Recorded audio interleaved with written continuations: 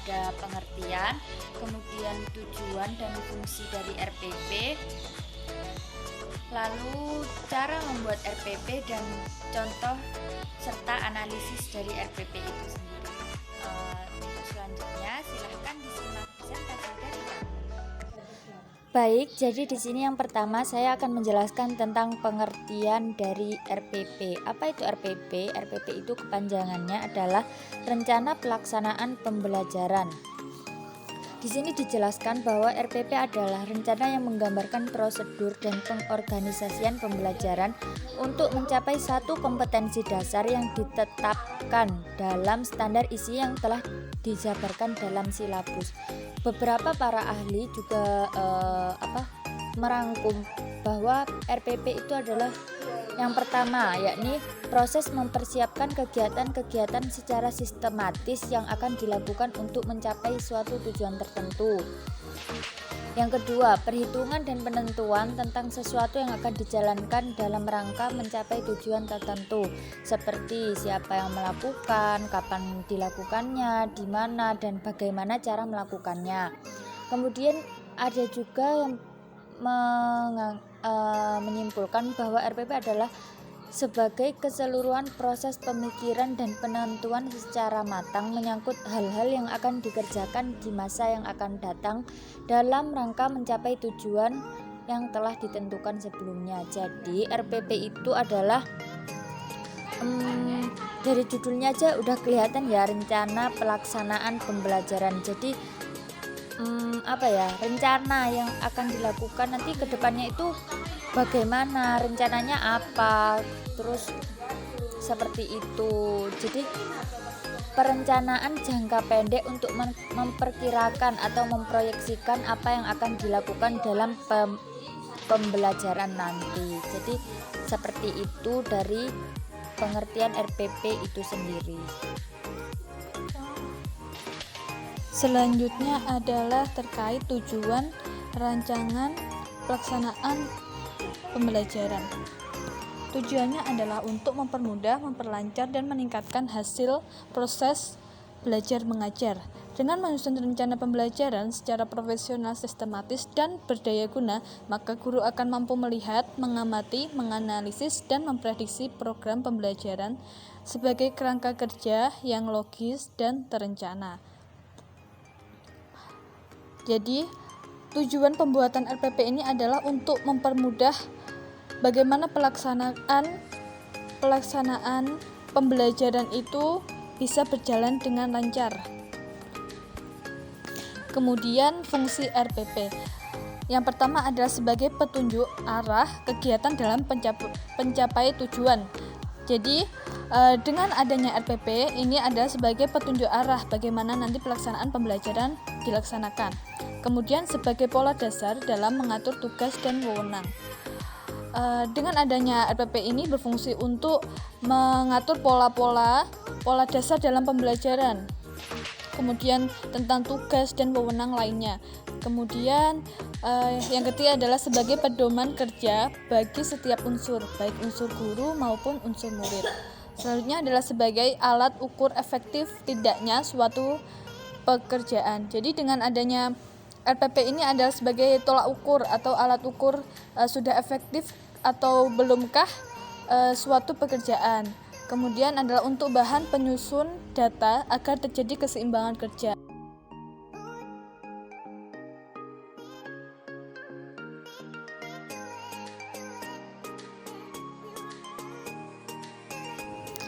Dengan adanya RPP, keseimbangan kerja setiap pekerjaan yang telah terencana ini bisa terlaksana. Kemudian untuk menghemat waktu, tenaga, alat, dan biaya. Dengan adanya RPP ini, setiap waktu telah ditentukan bagaimana tenaga, alat-alat, dan biaya perencanaan proses pembelajaran itu. Jadi, tujuan dan fungsi RPP ini pada umumnya adalah untuk mempermudah kerja seorang pendidik agar bagaimana proses pembelajaran, proses belajar mengajar ini berjalan dengan baik dan tercapainya tujuan pembelajaran. Dengan begitu, proses pembelajaran ini bisa berjalan secara efektif dan efisien. Seperti itu.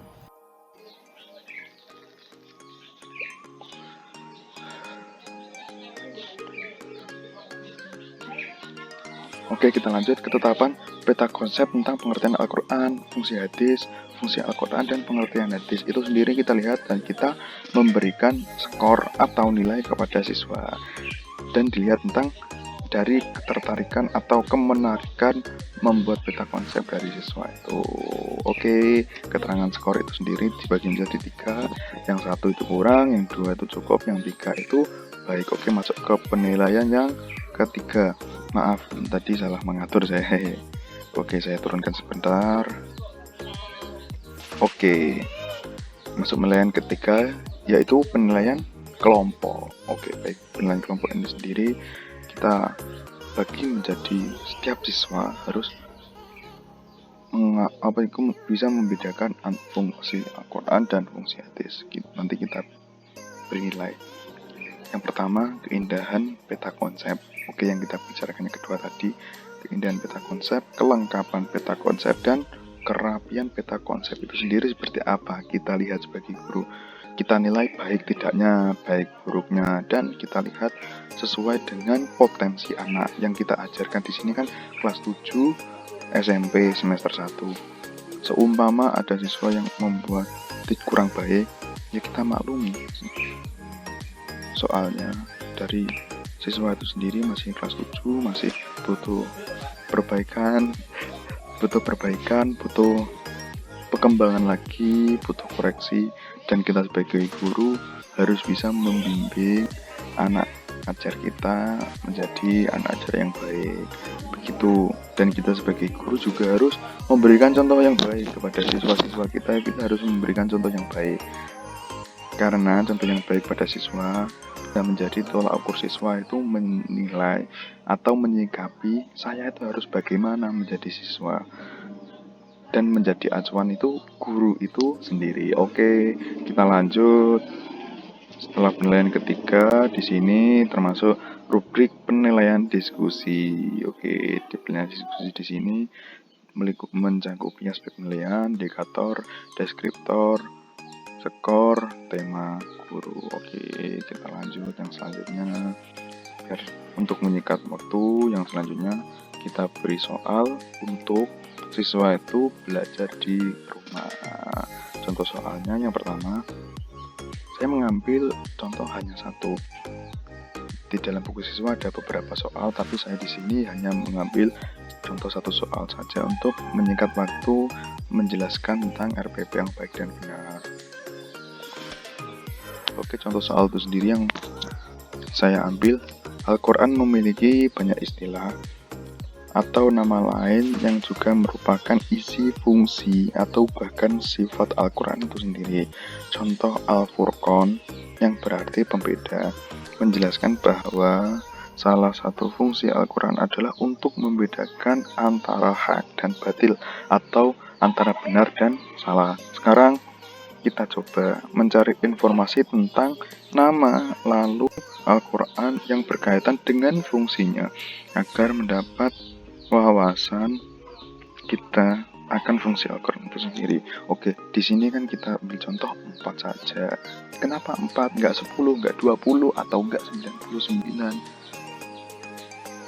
Kita buat 4 dengan memandang atau dengan kita melihat siswa-siswa kita itu kelas berapa atau sesuai dengan porsinya belum. Maka dari itu saya menerapkan 4 saja, jangan berlebihan, karena hal yang berlebihan itu kurang baik. Oke, di sini kita menjadi 4 nama lain Al-Quran dan arti nama lain Al-Quran itu sendiri. Baik, sekian penjelasan yang bisa saya sampaikan. Ada kurang lebihnya saya sebagai mahasiswa atau saya sebagai pemateri, saya minta maaf. Ada kurang lebihnya saya mohon maaf.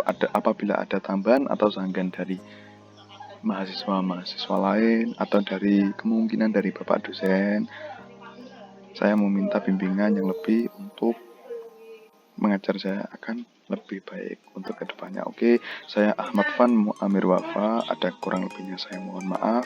Billahi taufiq wal hidayah wa ridha wal inayah. Assalamualaikum warahmatullahi wabarakatuh. Saya Azizah Nur Isania akan membahas tentang contoh RPP dan menganalisa RPP.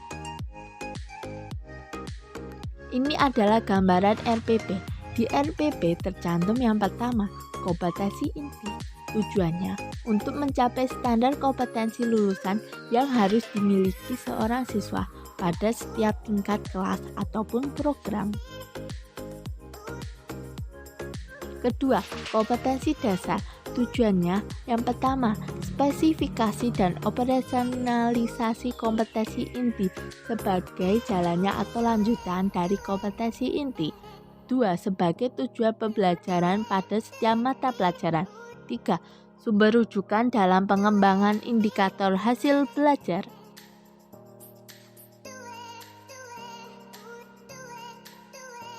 Yang ketiga, tujuan pembelajaran. Tujuannya penguasaan kompetensi yang bersifat operasional yang ditargetkan untuk dicapai oleh siswa dalam RPP. 4. Materi pembelajaran. Tujuannya untuk mencapai tujuan belajar.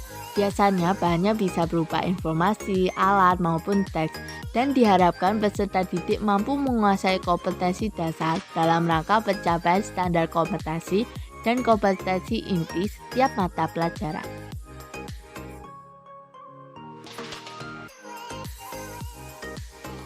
5. Metode pembelajaran.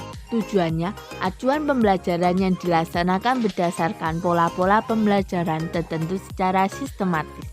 Dimaksudkan agar pembelajaran di kelas berjalan dengan sesuai yang diharapkan melalui pendekatan antara guru dengan siswa agar terjalin komunikasi di dalam kelas. 6. Media dan bahan. Tujuannya, penunjang pembelajaran di dalam kelas agar peserta didik dapat memahami materi yang disampaikan.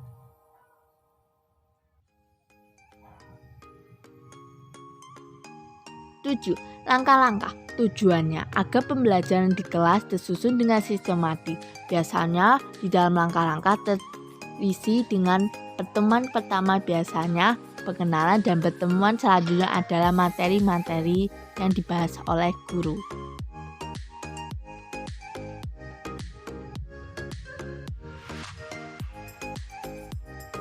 Ini gambaran dari pertemuan kedua.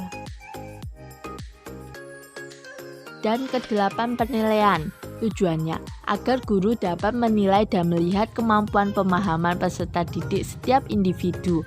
Biasanya penilaian dilengkapi dengan penilaian pengetahuan, sikap, dan spiritual.